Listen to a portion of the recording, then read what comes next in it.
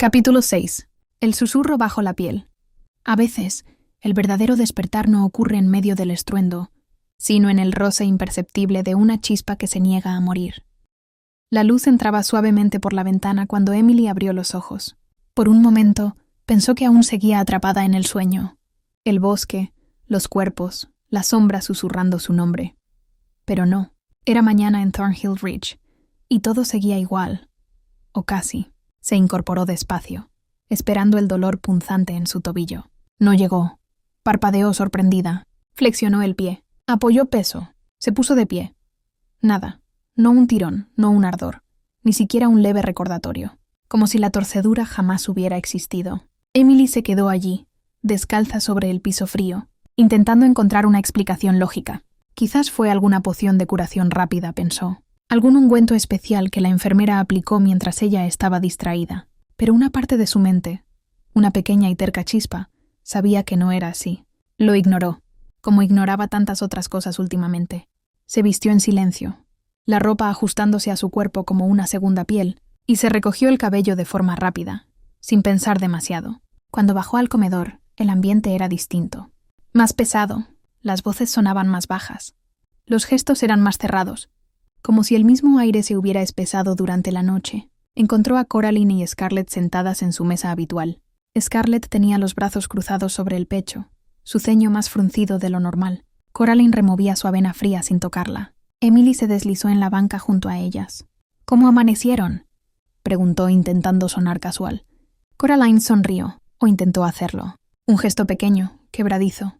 Scarlett soltó un bufido. Mejor que otros, parece, dijo en voz baja, lanzando una mirada significativa hacia la mesa de prefectos, donde varios profesores murmuraban entre ellos. Emily miró a Coraline, notando por primera vez las sombras bajo sus ojos. Entonces lo recordó. No era solo Taisa, era Valerie. La desaparición no era una estadística para Coraline. Era personal, era una herida aún abierta. Emily apretó su mano sobre la mesa, queriendo decir algo, encontrar las palabras correctas.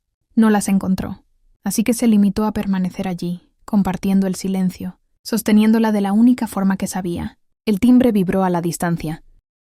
Primera clase, historia de Aetheris. Emily respiró hondo, recogió su mochila y siguió a sus amigas fuera del comedor.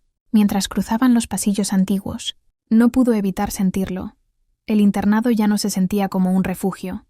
Se sentía como una trampa. Una hermosa, vieja, perfectamente construida trampa. La sala de historia de Aetheris vibraba con una expectación densa. El profesor Beylan avanzaba entre los pupitres como una sombra paciente, su bastón golpeando el suelo con un eco sordo. «Hoy hablaremos», anunció, su voz flotando como una bruma espesa, del pacto perdido.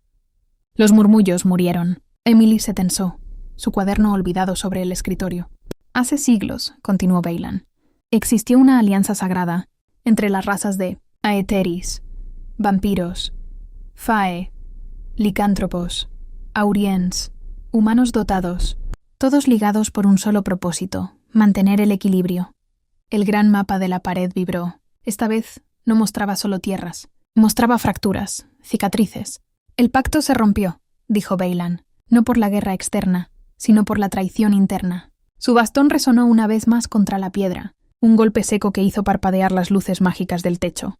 «Desde entonces», prosiguió, «las desapariciones, las guerras silenciosas, las rupturas, no han sido accidentes». Se detuvo en medio del aula. La luz grisácea caía sobre su rostro arrugado, acentuando las sombras de sus ojos ciegos. «Pero para comprender la ruptura», añadió, su tono volviéndose más grave, más antiguo, «primero deben saber de dónde vino Aetheris». El aula contuvo el aliento. «Algunos creen que Aetheris siempre existió», dijo el profesor Beylan, su voz bajando a un susurro que parecía rozar la piel de los estudiantes.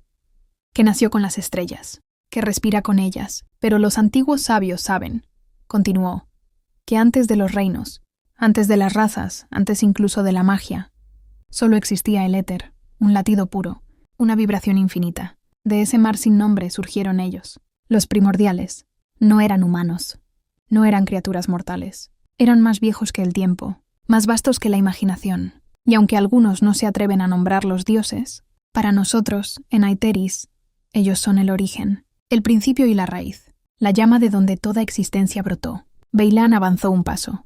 su bastón resonando como un eco de esa vibración perdida. «Cada territorio», murmuró, «cada criatura, cada soplo de magia. Todo lleva su huella». El mapa viviente parpadeó, mostrando destellos de constelaciones desconocidas, símbolos antiguos flotando como suspiros. Ellos formaron a Eteris, forjaron la vida, y también sembraron la sombra de su propia caída. Un murmullo invisible recorrió el aula. Beylan cerró los ojos, como si recordara algo que el tiempo intentaba enterrar. La historia, concluyó, no es un cuento de vencedores. Es la cicatriz de lo divino en la carne del mundo. El aula de hechizos básicos estaba iluminada como si respirara. La suave luz azulada flotaba en el aire, suspendida, creando la ilusión de estar dentro de una burbuja de agua templada. Emily cruzó el umbral en silencio. Hoy no estaba sola. Varios estudiantes de primer y segundo año se acomodaban ya en los cojines circulares. Sus voces apenas un murmullo respetuoso. Al fondo la maestra Vesta Wren, etérea como siempre, su cabello plateado flotando como niebla, los observaba con ojos que parecían ver a través de la carne y el alma. Emily eligió un cojín discreto cerca del borde del círculo. La clase comenzó con un gesto de la maestra, un movimiento de manos que apagó todo sonido exterior, dejándolos en una calma que vibraba en la piel. «Hoy», dijo Vesta con voz que parecía flotar sobre el aire mismo, «vamos a intentar conectar. No controlar, no forzar, conectar». Un susurro de magia recorrió el aula. Vesta caminó entre ellos, descalza, su túnica marfil apenas rozando el suelo. La magia no es una herramienta. Es una extensión de ustedes mismos. Una memoria viva, una respuesta. Se detuvo junto a Emily. Por un instante, Emily pensó que la maestra iba a decir algo, pero Vesta solo le sostuvo la mirada un segundo más de lo necesario y luego siguió su recorrido. Emily tragó saliva. El aire a su alrededor parecía vibrar ligeramente, como un eco contenido. «No pienses, no fuerces, solo siente», recordó esas palabras. Se obligó a cerrar los ojos, a dejar caer la tensión de sus hombros, a respirar. Dentro del silencio algo la llamaba, no con voz, no con palabras, sino con una vibración tenue, como el aleteo de un recuerdo muy antiguo. Extendió la mano, como lo había hecho días antes. No sintió nada al principio, solo su propia respiración, su propio corazón, su propia incertidumbre. Pero entonces, justo cuando estuvo a punto de rendirse, algo respondió.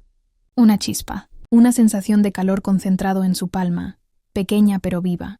No era grande, no era espectacular, pero era real. Abrió los ojos de golpe. Entre sus dedos flotaba una diminuta esfera de luz, débil, temblorosa, pero suya. «Suya». La maestra Vesta sonrió apenas, un destello de satisfacción en sus ojos transparentes. Emily soltó la magia sin querer, y la esfera parpadeó y desapareció como una gota de rocío evaporándose. Su corazón latía rápido, no por la pérdida, sino por la certeza. Había algo dentro de ella, algo que no era una ilusión, algo que había estado dormido y empezaba a despertar. Mientras recogía sus cosas, no pudo evitar notar que esta vez no estaba sola. Otros alumnos, de primero y segundo año, en su mayoría, hablaban en voz baja al salir del aula. Quizá, pensó, la maestra Vesta solo necesitaba asegurarse de algo antes de permitirle unirse a los demás. Algo que aún no entendía del todo, pero que ya palpitaba en su interior, reclamándola. El gimnasio vibraba con el eco de golpes y órdenes secas. Emily esquivó un ataque del maniquí encantado, girando sobre sus tobillos, sintiendo el sudor perlándole la frente. Se obligó a no mirar hacia donde entrenaban Rowan y Aidan. Se obligó, y falló. Cuando volteó apenas, Aidan ya estaba ahí, a unos pasos de distancia, mirándola, no como un alumno más, no como un espectador casual, sino como alguien que evaluaba, que sopesaba, que desafiaba con una simple mirada. Emily le sostuvo la mirada sin bajar la guardia. Aidan sonrió apenas, una curvatura mínima en sus labios. ¿Eso se supone que era un giro defensivo?, preguntó en voz baja apenas para que ella oyera. Emily apretó la mandíbula. «¿O vas a darme una clase particular, Alteza?», replicó su tono cargado de veneno dulce. La sonrisa de Aidan se ladeó un poco más.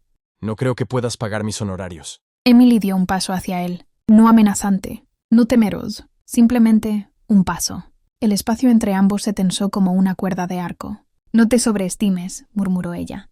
«No me subestimes», corrigió Aidan con una suavidad peligrosa. El mundo alrededor parecía desdibujarse. El ruido de otros estudiantes, los gritos de la instructora Thorne, los golpes de puños contra acolchados. Todo se volvió un eco lejano. Solo existían ellos dos. El desafío silencioso, la chispa viva entre las palabras. Fue entonces que el susurro se deslizó a través del aire. Cortante, imposible de ignorar. ¿Lo sabías? Una voz femenina, baja pero emocionada. ¿Qué cosa? Es el príncipe Aidan de Mortavia. ¿En serio? Dicen que es aún más guapo de lo que las crónicas dicen. Emily parpadeó. Sintió como la atmósfera perfecta de su confrontación se rompía en 1000 pedazos. Miró a Aidan. Él no reaccionó visiblemente. No dijo nada. Solo enderezó ligeramente la espalda, como un reflejo inconsciente, como si el simple hecho de ser recordado por lo que era, por su sangre, lo reafirmara. La arrogancia destilaba de cada línea de su cuerpo. Emily sintió un chispazo de desprecio crudo. «Perfecto», murmuró en voz baja, lo suficientemente fuerte para que él la oyera. «Un príncipe arrogante, justo lo que me faltaba», y giró sobre sus talones dejándolo allí, sin concederle una última mirada. El aula de pócimas y curaciones no se parecía a ninguna otra en Thornhill Ridge. El techo abovedado estaba cubierto de líquenes plateados que brillaban suavemente con la luz ambiental.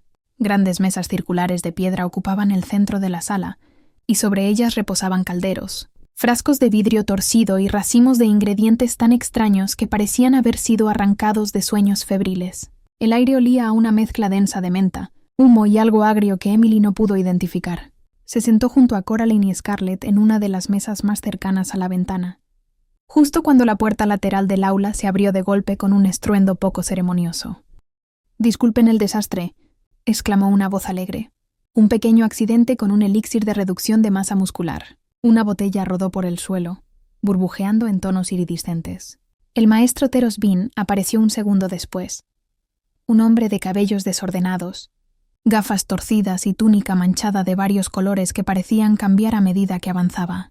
Sonreía como si acabara de descubrir el secreto de la vida, o de arruinarlo accidentalmente.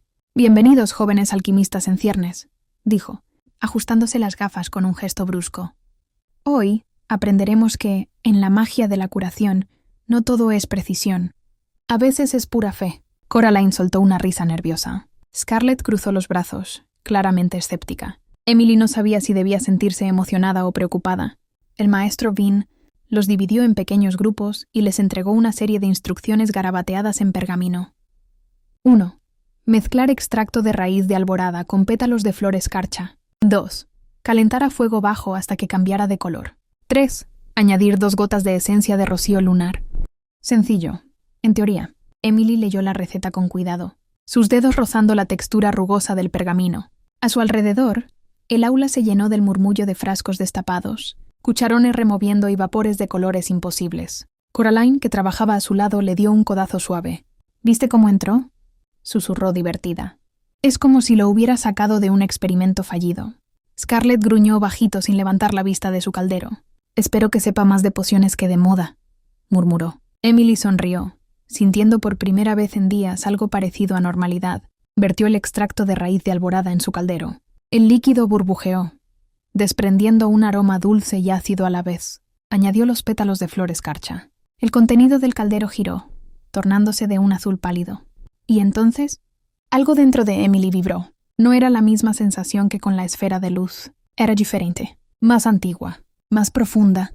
Una voz muda en su interior que le decía: «Mezcla hacia la izquierda, no hacia la derecha». Sin saber por qué obedeció. Cuando añadió el rocío lunar, el líquido en su caldero no estalló como el de otros grupos, sino que se transformó en un vaho translúcido y fragante, perfectamente estabilizado.